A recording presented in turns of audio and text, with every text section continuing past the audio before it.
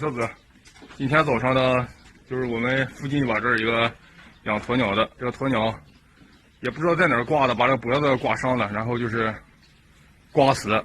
咱现在给他帮忙呢，这剥这个鸵鸟皮呢，让大家看一下啊。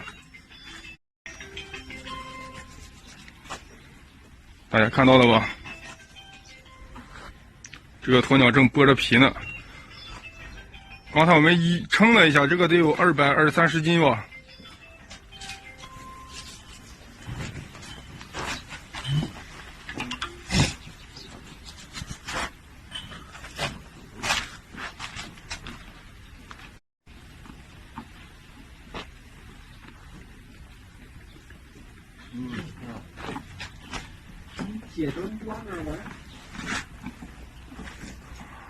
这个鸵鸟，它就是在这儿过来的时候就在这儿躺着呢，也看不见什么安全隐患呀，也不知道在哪儿挂的。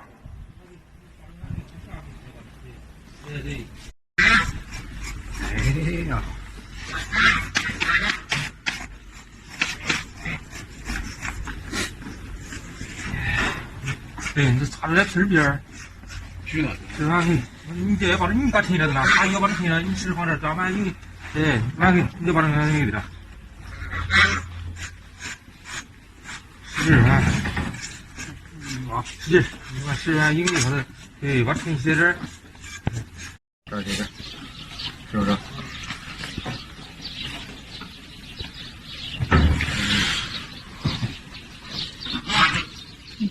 大家近距离看一下，这就是那鸵鸟肉，看到了吧？这肉丝特别细，看到这就是那红肉丝，看到吧？这一个大腿都有几十斤。这一只鸟放在这个电动3轮上就占满了就。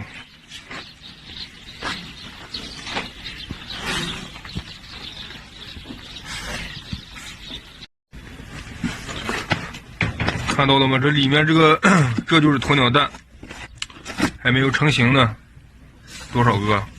不少呢。明年开春就形成这鸵鸟蛋了就。这新鲜啊！哇，这个看来个直管的，看，都是鸵鸟蛋。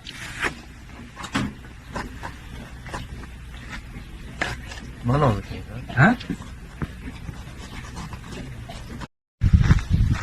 这个鸵鸟也播完了，现在也没事了。今天的视频咱就先分享到这儿了，感谢大家观看啊！咱们现在到咱们的厂去。